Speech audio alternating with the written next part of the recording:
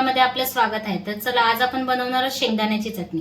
त्यासाठी लागणारे साहित्य 300 ग्राम शेंगदाणे, 1 टेबलस्पून मीठ, 1 टेबलस्पून लाल घरगुती मसाला आणि 10-12 लसणाच्या पाकळ्या। तर आपण कृतीला सुरुवात करूया। त्या अगोदर आपण शेंगदाणे चांगले भाजून घेणार आहोत। तर चला फ्रेंड, इकडे मी गॅस चालू करते बघा आणि आपले शेंगदाणे भाजायला टाकते। तर आपण चांगले भाजून घेऊया। जोपर्यंत खरपूस होत नाही तोपर्यंत आपण हे शेंगदाणे भाजून घ्यायला पाहिजे।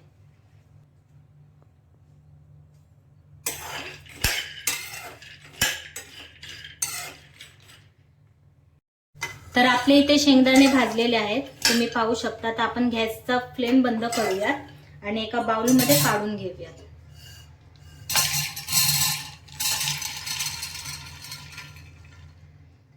हे आपण एका बाउल मध्ये काढून घेतल्यात। आता ह्याला पूर्णपणे थंड करून द्यायचं। आपण जर गरमागरम वाटले तर आपली चटणी चिकट होऊ शकते, त्यासाठी आपल्याला पूर्ण थंड करावे लागते आणि आपण ह्याची सालं पण काढून घेऊया।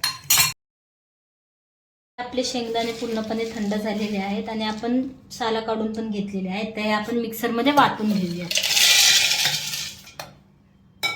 आपला हा मीठ 1 टेबलस्पून, तुम्हाला पाहिजे तसं चवीनुसार टाकू शकता, 1 चमचा घरगुती लाल मसाला आणि 10-12 लसणाच्या पाकळ्या, हे करून आपण मिक्सरला बारीक करून घ्यायचं आहे।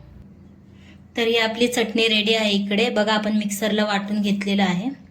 ही रेसिपी तुम्हाला कशी वाटली हे कमेंट सेक्शन मध्ये जरूर कळवा। व्हिडिओ आवडली असेल तर लाईक करा, शेअर करा आणि चॅनलला सबस्क्राईब करा आणि बेल आयकॉनवर प्रेस करायला विसरू नका। थँक्यू।